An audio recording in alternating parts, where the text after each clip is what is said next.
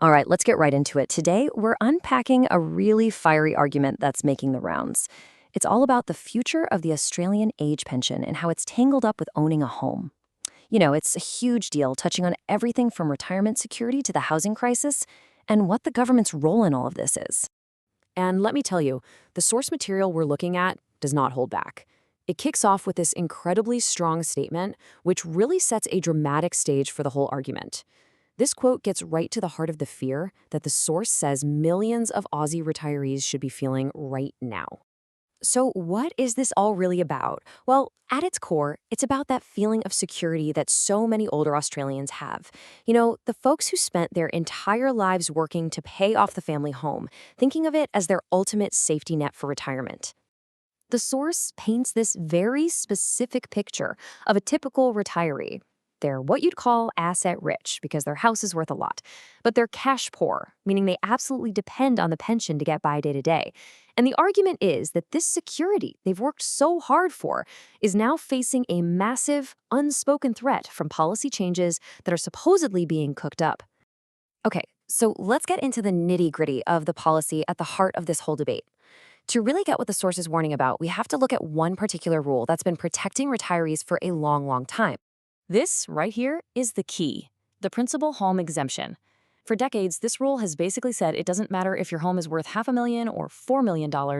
If you live in it, Centrelink doesn't count its value when they figure out if you're eligible for the age pension. The source argues this was specifically designed to protect people who are, you guessed it, asset rich but cash poor.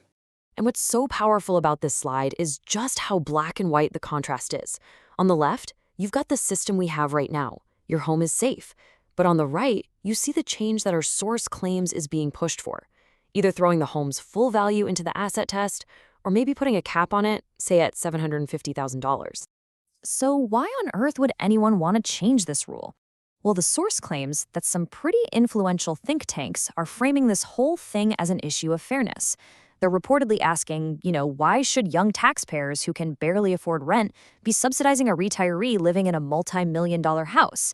The whole thing is being packaged, supposedly, as a matter of intergenerational theft.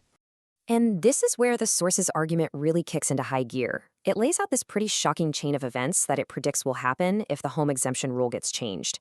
It's a scenario they call forced downsizing. So to make this real, the source uses a figure of $1.5 million as a pretty typical median house price in a big city like Sydney. The argument is that years of a crazy property market have turned ordinary people who bought a simple home ages ago into paper millionaires. And here's the other half of that equation. Even though their house is worth a fortune on paper, the source says many of these retirees are completely dependent on this fortnightly pension, about $1,100, just to pay the bills and put food on the table. So let's walk through what the source calls the engineered squeeze. Step 1, the rule changes. Step 2, the home's $1.5 million value gets added to the asset test, and boom, you're way over the limit.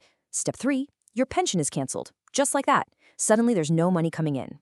And the final crushing step, according to this argument, is you have no choice but to sell your home. But this is where the source claims the trap really snaps shut. They call it the downsizing catch-22. Look at this table. You sell your home for $1.5 million, pay the agent fees, then buy a smaller apartment for maybe $800,000 and get slugged with about $40,000 in stamp duty. You're left with around $500,000 in cash. But guess what? That cash now gets assessed by Centrelink and you're still over the asset limit. The final outcome, as the source puts it, is that you've lost your home and you still don't get the pension. So what if you just refuse to sell? Well, the source highlights what it calls another trap, the Home Equity Access Scheme. It's pitched as a lifeline. The government lends you money against your home. But the source frames this as a slow-motion financial execution. Basically, it's a government-run reverse mortgage, where the debt just gets bigger and bigger thanks to compounding interest, eating away at your children's inheritance. So you have to be asking yourself, why? Why would a government do any of this? Well, according to the source, this isn't some accident. It's a deliberate strategy, and there's a very specific reason behind it.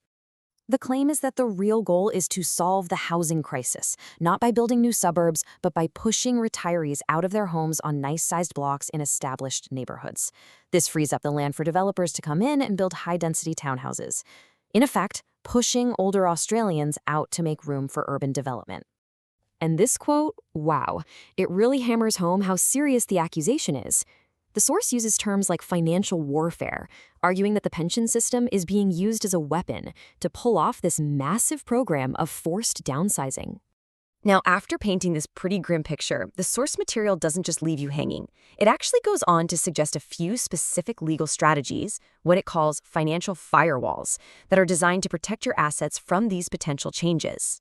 The first strategy is actually more of a warning. Don't just panic and start giving your money away.